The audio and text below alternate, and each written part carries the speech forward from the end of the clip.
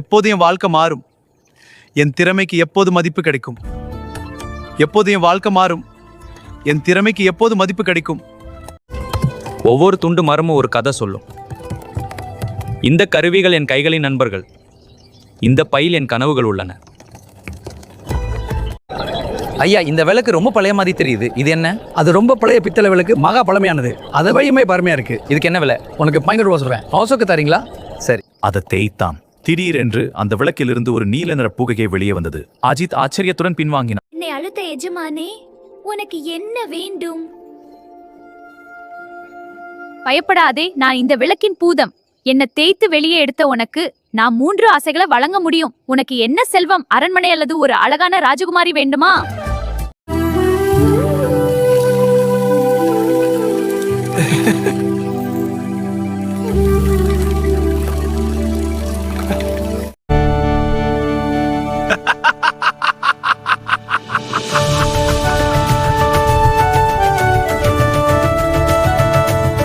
பூதமே, எனக்கு அரண்மனை வேண்டாம். ஆனால் என் கைவினை பொருட்களை வாங்குவதற்கு மக்கள் வர வேண்டும். அதன் மூலம் என் வறுமை தீர வேண்டும். என் கலை உலகெங்கும் தெரிய வேண்டும். உன் கலை உலகம் முழுவதும் பரவும் அஜித். நல்ல ஆசை. இதை நான் உடனடியாக நிறைவேற்றுவேன்.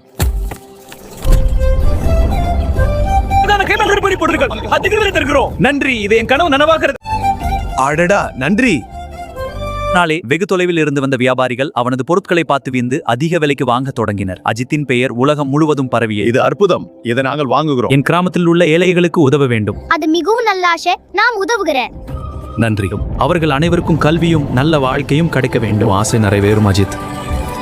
இதில் பள்ளிகள், மருத்துவமனைகள் மற்றும் நீர் வசதிகள் உருவாக்கப்பட்டன. கிராம மக்கள் மகிழ்ச்சியாக வாழ்ந்தனர். நன்றி. இப்போது எங்கள் வாழ்க்கை மாறிவிட்டது.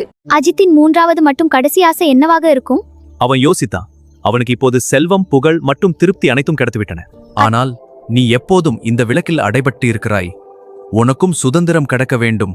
உன்னை இந்த விளக்கிலிருந்து விடுவிப்பதே என் கடைசி ஆசை.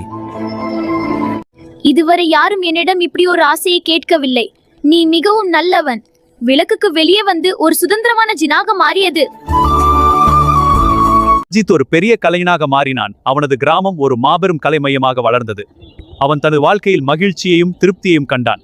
அவனது நல்ல உள்ளம் அவனுக்கு பெயர் சொல்லும் வகையில் அமைந்தது. அவனது நண்பனாக மாறியது. அவனுக்கு எப்போதும் உதவ தயாராக இருந்தது. கதை முடிந்தது.